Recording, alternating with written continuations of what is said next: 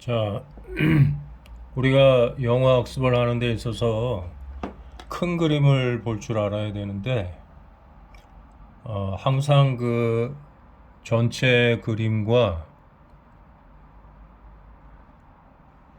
그 국지적인 그 부분 사이에 그 유기적인 관계를 항상 그 염두에 두어야 되고, 거기에서 이제 우리가 본질 가치를 찾아서 그것을 열심히 실행하기 위해서 노력을 해야 됩니다.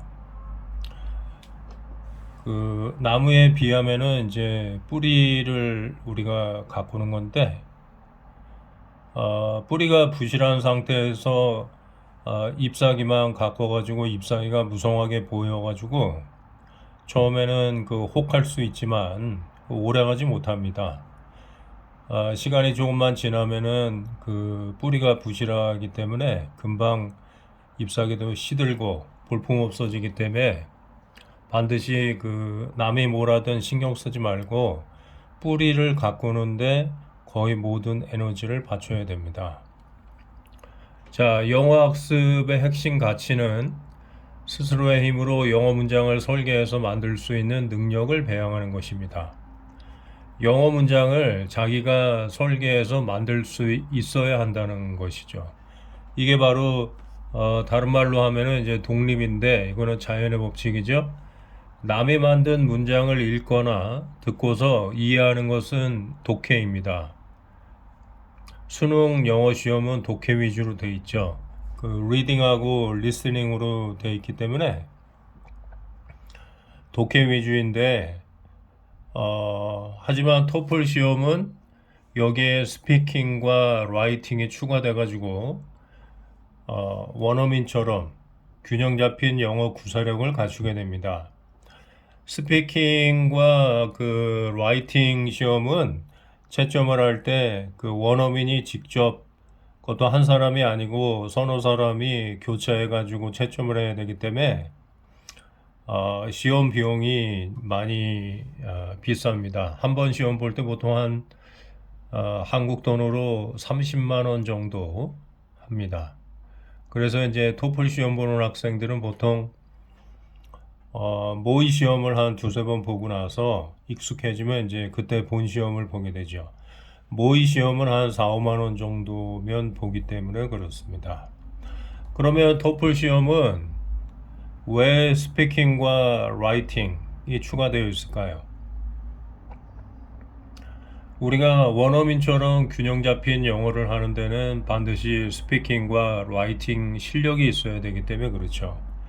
토플 시험은 외국에서 미국에 유학을 와가지고 대학교 1학년 강의실에서 수업을 하기 위해서는 듣는 것과 말하는 것이 다 필요한데, 또 리포터를 많이 제출해야 되니까 당연히 이제 라이팅도 해야 되는데, 그 학생이 미국의 대학교 1학년 강의실에서 수업을 들을 만한 영어 실력이 되는가, 이걸 알아보기 위해서 이제 실시하는 시험이 토플 시험이죠. 그에 비해서 한국의 수능 시험은 스피킹하고 라이팅이 빠져 있는 그 독해 위주의 시험이다 보니까 반쪽짜리 시험밖에는 안 됩니다. 그리고 실제로 그 독해 위주로 이렇게 시험을 보게 되면 아마 공부하는 학생들은 영어의 그 마땅히 해야 될 공부의 반쪽이 아니라 그 겨우 뭐 저기 한 30% 40% 정도나 공부할까? 그 정도밖에는 공부량이 안 될 것입니다. 왜냐하면 이 수능 시험이 원문을 100%다 이해해야만 문제를 맞출 수 있는 게 아니고 한 뭐 7, 80% 정도만 이해해도 문제를 맞출 수 있는 것들이 있다 보니까 학생들이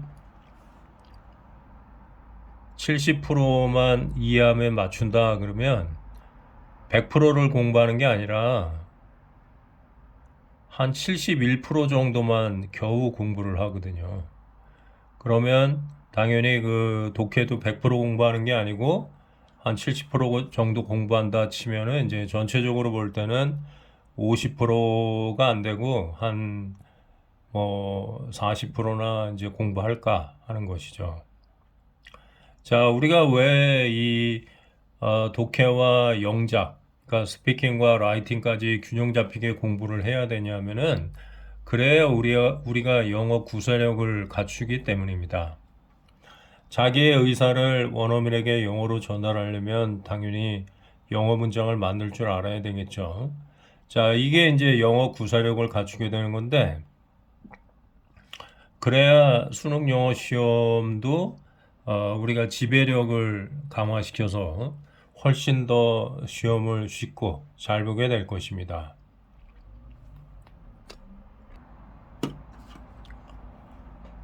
어, 우리가 독해와 영작을 하려면 반드시 그 영어 단어와 영어 문법 실력이 필요한데, 이게 이제 우리가 인프라스트럭처, 기반 시설, 또 편의 시설이라고 볼 수 있습니다. 영어 단어와 영어 문법을 강조하면은 뭐 구닥다리처럼 취급받을 수도 있는데, 그런데 이제 그 옛날 사고방식이라고 해서 다 잘못된 게 아니고, 현 시대에도 2000 몇백 년 전에 그리스의 철학자들인 아리스토텔레스나 무슨 소크라테스 이런 사람들의 사상을 공부하는 이유가 아직까지도 쓸모가 있으니까 공부를 하겠죠, 당연히.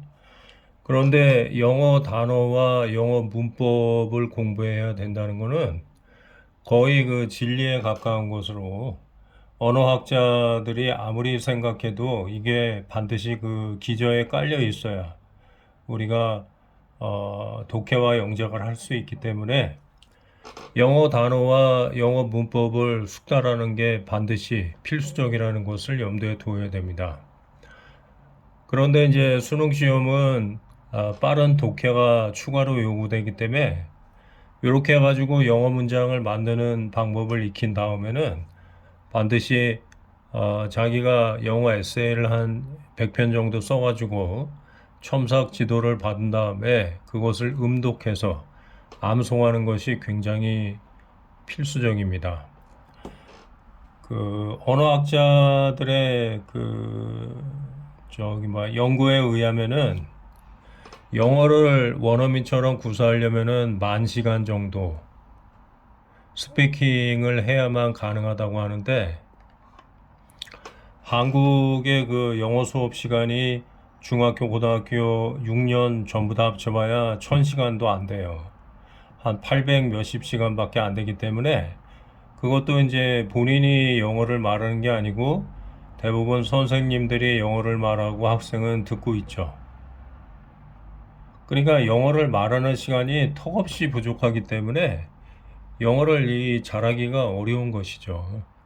그래서 조금이라도 영어를 본인이 자기 말로 영어를 말하도록 하기 위해서는 영어 지문을 계속 음독하고 지문을 통째로 암송하는 것이 굉장히 필요합니다. 그리고 실제로 제가 한 30년 넘게 학생들을 가르쳐 봤는데, 영어 지문을 암송하는 방법으로 하는 것이 여러 가지 사용해 본 방법 중에 제일 효과적이고, 물론 이제 힘들긴 하지만 제일 효과적이고 결과가 좋았다는 것을 분명하게 말씀드릴 수 있습니다. 우리가 영어 문장을 자기 힘으로 만드는 것이 가장 중요하다 그랬는데, 영어 문장은 그 전문가들이 수십만의 영어 문장들을 분석해 가지고 분류해 본 결과 패턴화가 가능한데, 영어 문법에는 이제 수백 가지 패턴으로 문장을 분류하죠. 그러나 이제 일본 사람들이 더 단순하게 영어 문장을 분류한 결과 영어 문장은 5가지 형식으로 이렇게 공식화 시킬 수 있다는 것을 이제 알게 되었습니다. 제가 이렇게 가르쳐 보니까 미국식의 이 수백 가지 패턴보다는 5형식이 더 효과적인 것 같아요. 그런데 이 문장의 오형식을 결정하는 것은 동사가 결정하기 때문에 동사를 정확하게 그 개념과 원리를 알아야 되는데, 동사에는 목적어를 취하지 않는 동사와 목적어를 취하는 동사에 따라서 자동사와 타동사로 이렇게 분류를 하죠. 자동사에는 동사 혼자, 주어하고 동사 혼자 쓰여서 완전한 문장을 만드는 완전 자동사가 있고, 그 자동사가 혼자서는 쓰일 수가 없고 반드시 주격 보호가 결합이 돼야만 이 문장으로서 기능하게 되는 불완전 자동사, 이 두 가지가 있습니다. 그리고 타동사는 그 목적어를 반드시 취하는 동사인데, 목적어만 취하면 이제 되는 그 완전 타동사가 있고, 목적어를 두 개 취하는 간접 목적어, 직접 목적어, 목적어 두 개 취하는 수요 동사가 있고, 그 다음에 이제 목적격 보호가 있어야만 완전해지는 혼자서는 불완전 타동사, 이렇게 세 가지 종류의 타동사가 있다. 우리가 문장을 만드는 것을 집을 짓는 것에 비유하자면, 집은 그 반드시 있어야 되는 그 파트들이 있죠. 기초공사가 있어야 되고, 그 다음에 바닥공사, 그 다음에 이제 벽체를 세워야 되고, 그 다음에 지붕을 만들어야 됩니다. 요게 이제 갖춰져야 하나의 집이라고 우리가 말할 수 있는데, 영어 문장도 반드시 갖춰야 될 부분이 있는데, 그게 이제 주어, 동사, 목적어, 보어, 요 네 가지가 영어 문장을 구성하기 때문에 문장의 주요소라고 하죠. 그런데 이제 그 문장을 그 구성하는데 반드시 필요한 것은 아니지만, 있어도 되고 없어도 되는 그러한 요소로서 있으면은 이제 문장을 좀 더 정확하게 세세하게 이해할 수 있도록 도와주는 수식어구, 요게 있습니다. 요거는 문장을 구성하는데 필수적이 아니기 때문에 우리가 종요소라고 부르죠. 문장을 구성하는데 필수적인 이 주요소와 동사, 목적어, 보어, 요 네 가지가 이제 어떻게 결합되느냐에 따라서 문장의 종류가 5가지로 나누어진다는 것입니다. 우리가 문법책을 보면 반드시 이제 팔품사에 대해서 나오는데, 팔품사라는 건 이제 명사, 대명사, 동사, 형용사, 부사, 전치사, 접속사, 감탄사, 요 8개의 품사를 이제 우리가 팔품사라고 부릅니다. 명대, 동형, 부전, 접감, 머리 글자만 따면 이제 그렇게 되는데, 이 팔품사가 그 하는 일이 뭐냐면, 이제 명사, 대명사는 주어나 목적어, 보어로 쓰일 수 있고, 동사는 이제 아까 얘기한 대로 5가지 그 종류의 동사가 이제 쓰이면서 문장을 구성한다 그랬죠. 그 다음에 이제 형용사는 한정적인 용법과 서술적인 용법이 있는데, 한정적인 용법은 이제 명사, 대명사를 수식하는 일을 하죠.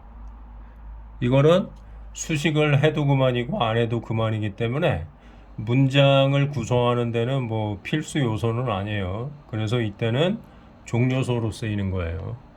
그런데 이제 서술적인 용법이 있어요. 이때는 보어로 쓰이는 걸 이렇게 다른 말로 서술적인 용법이다 이렇게 표현하기 때문에, 보어로 쓰이면은 여기 나온 것처럼 문장의 그 주요소이기 때문에 이때는 이제 있어도 되고 없어도 되는 게 아니라 반드시 있어야 되는 그런 이제 요소로 쓰이는 것이죠.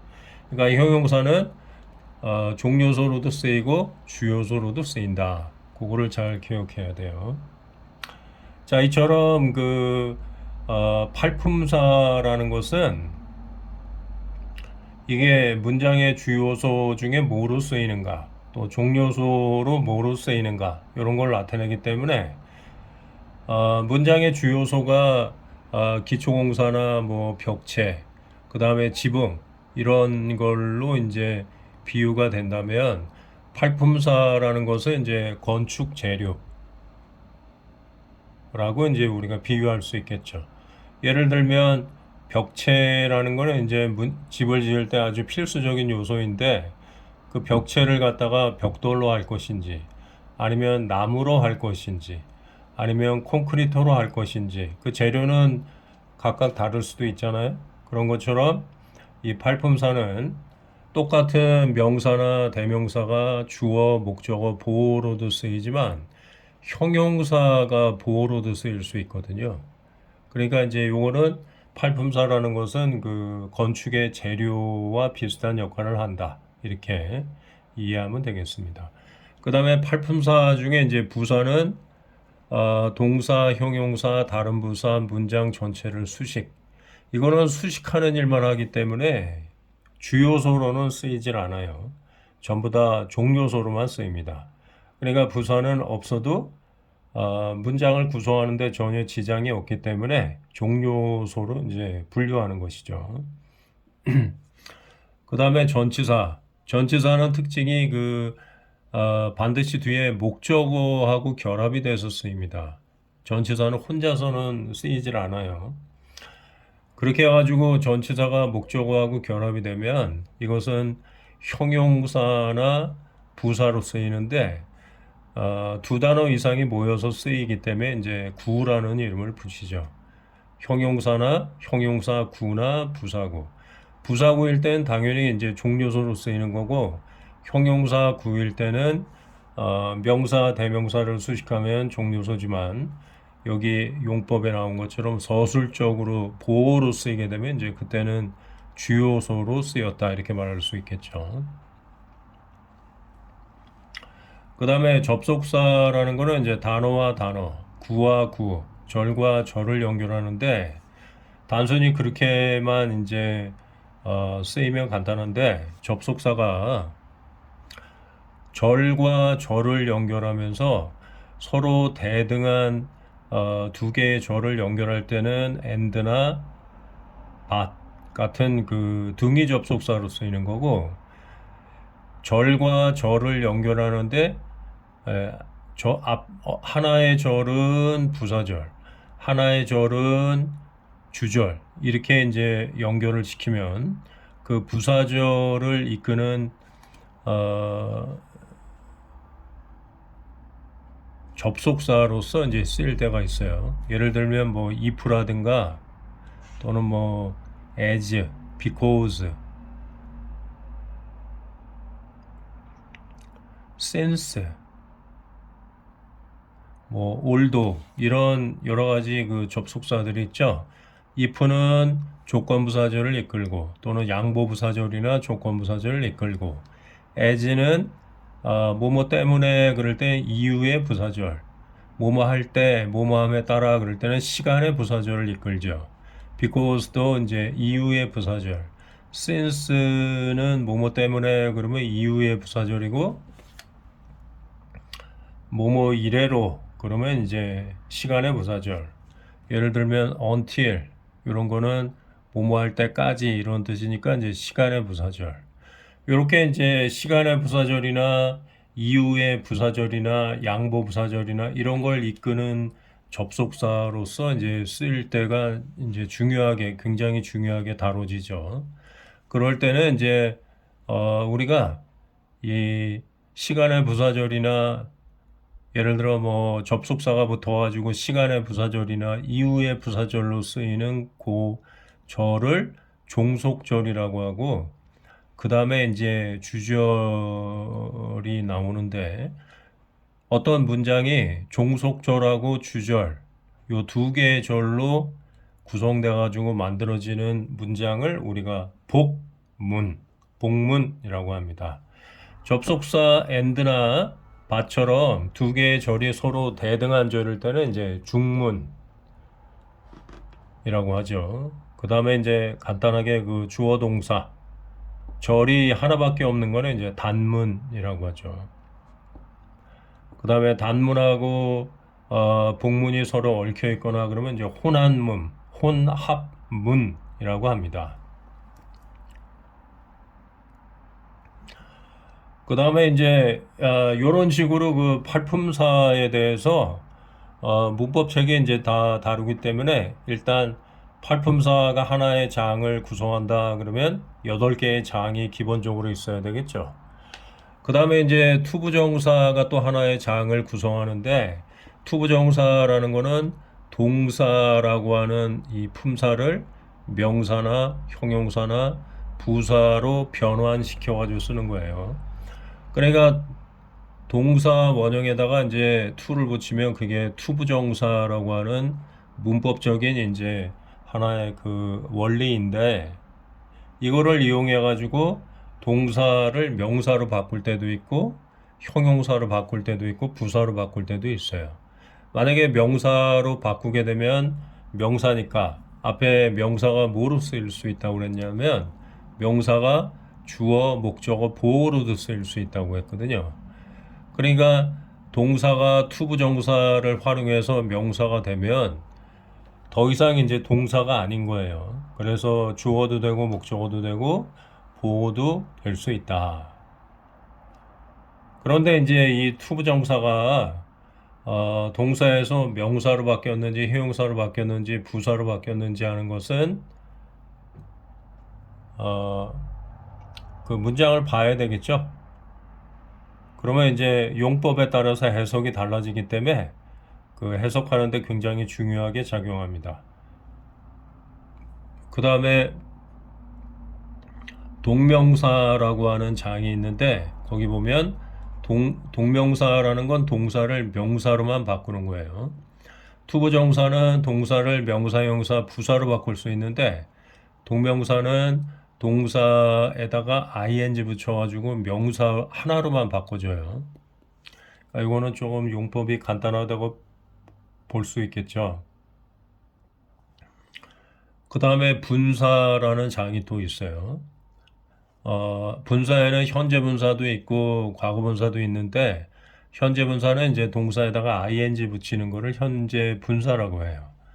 동명사하고 형태가 똑같기 때문에 동명사인지 현재 분사인지 그 구별하는 게 좀 중요하고 그 다음에 이제 과거 분사 규칙적인 거는 동사 원형에다가 d나 ed를 붙여가지고 과거 분사를 만들고 불규칙적인 동사는 이제 따로 그 형태가 정해져 있는데 예를 들면은 뭐 eat라는 동사는 과거가 ate로 바뀌고 과거 분사는 eaten 이렇게 바뀌죠. 이렇게 바뀌면은 요게 이제 형용사로도 쓰일 수 있어요. 예를 들면 뭐 fall, fell,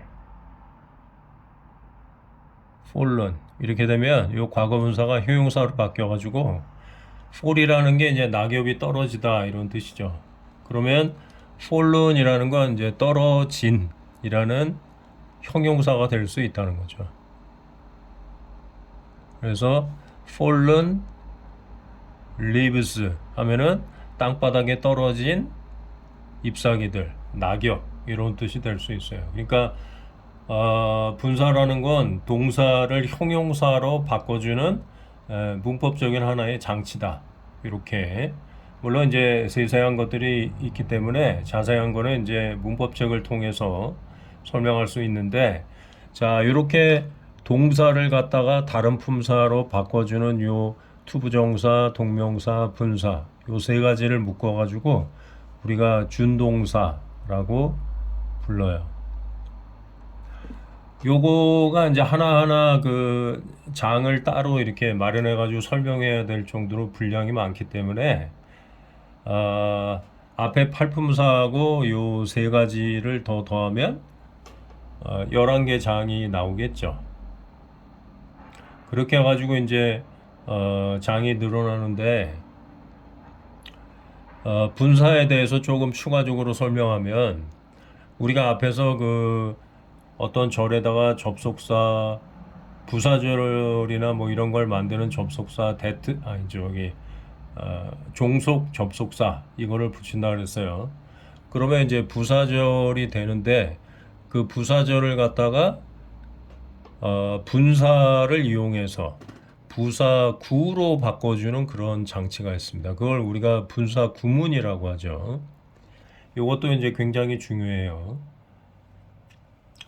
자, 그 다음에 이제 관계사라는 게 있죠. 관계대명사, 관계부사가 있는데, 관계대명사라는 거는 이제 어떤 절을 갖다가 형용사절로 이렇게 만드는 거예요. 관계대명사를 이용해서. 대부분 형용사절로 바꿔요. 그런데 이제 관계대명사 중에 what은 명사절로 이렇게 바뀌어요. 이것도 상당히 중요하기 때문에 장을 따로 마련해서 하나의 그 장을 구성하죠.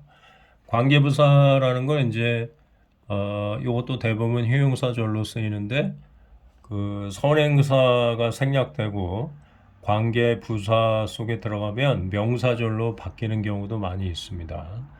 이것도 이제 디테일한 거는 그 문법 쪽에서 자세하게 설명할 건데 이것도 이제 하나의 장을 이렇게 마련하니까 장이 벌써 12개 장이 되겠죠.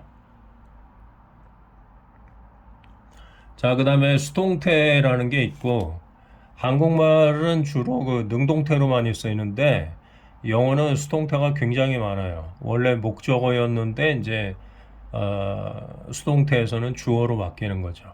그러면 이제 원래는 목적어였으니까 동작을 당하는 대상이었는데 그게 주어가 되니까 해석을 할 때 동작을 당하는 해석으로 그렇게 이제 해야 되는 것들이 굉장히 많습니다. 그 다음에 이제 가정법. 그러면 요거 두 개 또 추가하면은 14개 장이고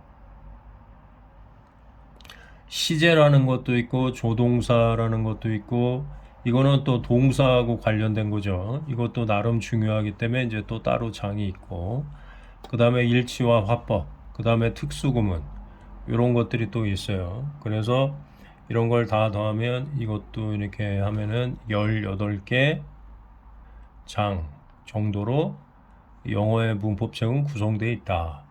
우리가 저 영어의 문법이라는 거는 그 말의 원리를 가리키기 때문에 우리가 원리를 알아야 이제 계속 발전할 수가 있겠죠. 우리가 스스로 영어 문장을 만들 수 있죠.